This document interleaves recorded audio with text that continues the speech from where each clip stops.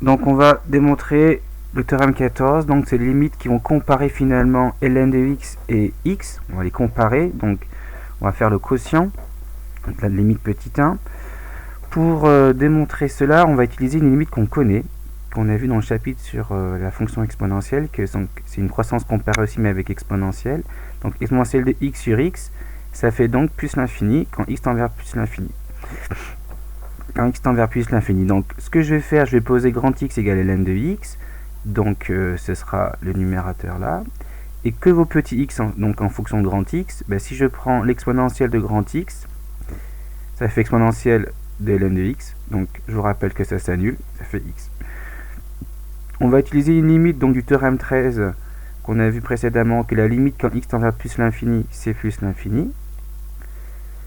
Au final, pourquoi j'ai écrit ça, et c'est important, puisque maintenant quand le petit x tend vers plus l'infini, le grand, c'est-à-dire ln de x, c'est qui est grand x, lui tend vers plus l'infini aussi.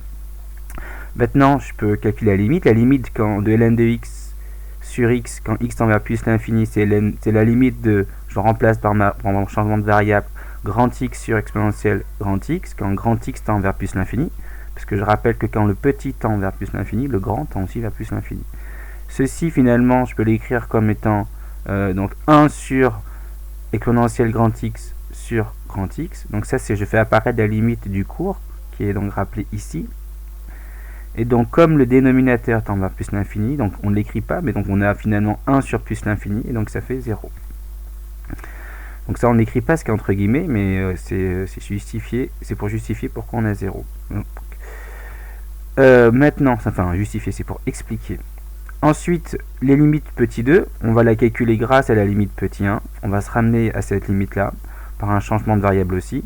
La limite quand x tend vers 0, donc je peux écrire donc les x finalement, je peux l'écrire comme des 1 sur x, d'accord?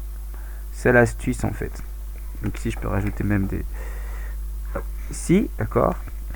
Et vous avez que la limite de ln de 1 sur a, c'est moins ln de a, d'accord? Donc si j'essaye de le retrouver ici, voilà, je vais le mettre là. Donc la limite de 1 sur a, la ln de 1 sur a, c'est moins ln de a. Donc ln de 1 sur a, ça va être le moins ln de 1 sur x. Donc j'applique cette formule avec a égale 1 sur x. Et là je retrouve 1 sur x. Donc il y a un moins qui apparaît. Maintenant, si je pose grand x égale 1 sur x, donc je regarde comme je m'intéresse à la limite quand le petit x tend vers 0+, donc quand x tend vers 0+, 1 sur x tend vers plus l'infini. Ce qui veut donc dire que quand le petit tend vers 0+, le grand, donc 1 sur x que je viens de calculer là, le grand x, il tend vers plus l'infini. Donc maintenant la limite, j'écris donc quand x tend vers 0 plus de x ln de x, ça va être exact ce que j'ai réécrit ce qui est là, hein. C'est la limite en 0 plus de 1 sur x, ln de 1 sur x. Maintenant je remplace par mon changement de variable grand x, donc je vais avoir ln, je vais avoir la limite quand grand x tend vers plus l'infini, puisque quand le petit tend vers 0 plus, le grand tend vers plus l'infini. Donc grand x tend vers plus l'infini, donc ça fait, à la place d'écrire 1 sur petit x, ça fait 1 sur grand x, ln de grand x. Et donc si je veux bien faire apparaître la limite du petit 1 ici, on a moins par contre ln de grand x sur grand x. Ça tend vers 0 plus, mais donc il y a un moins, ça va faire moins 0 plus, et un moins 0 plus, c'est un 0 moins.